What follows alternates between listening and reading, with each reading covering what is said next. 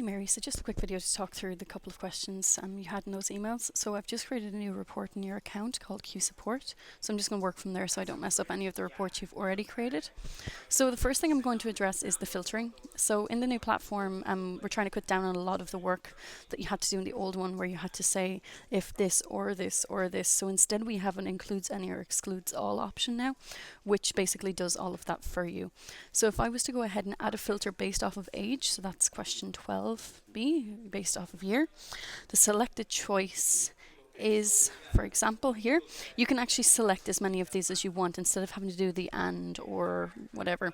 So this is the England survey. So in England for over 60s, we're looking at from 37 through to 51. 37. So if I start off in 1937, so here, and then just click as many of these as I want, so up to 51 now in this case.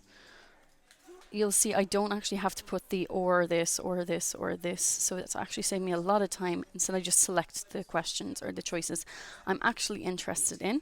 So that's gone up to 15, so that's currently filtering in 2 responses, that 3.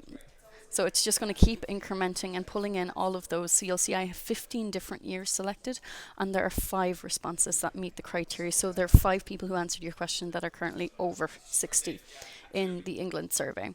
Now you can still go down the old route of doing it this way, but basically the all means that all of the following are true. So all of these must be true in order for them to meet the criteria. So it's pretty much putting in an and in between all of these for you.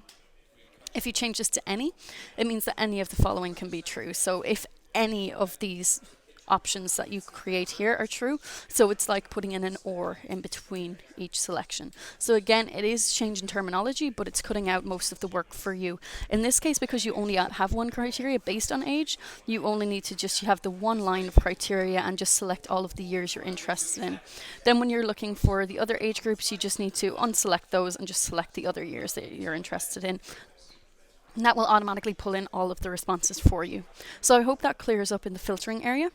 In regards to the text boxes that are not pulling in, or the other text that's not pulling in. So one of those examples was question 7 here. So here we go. Before your cancer diagnosis, did you participate in any of the following activities on a regular basis? Check all you engaged in. So once we click into question 7, by default, because it's a multiple choice question type, it will pull in a visualization specific to multiple choice and nothing else.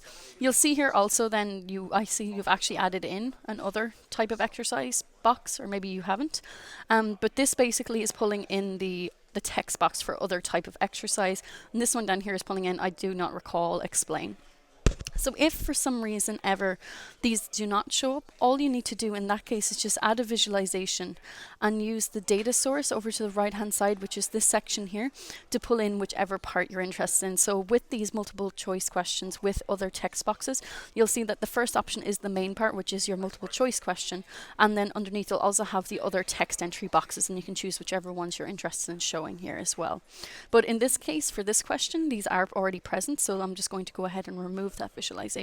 So we still have the 2 other text boxes and the multiple choice visible here. But if there are any other questions, all you'll need to do is just create a new visualization and pull in the text entry question from the data source area.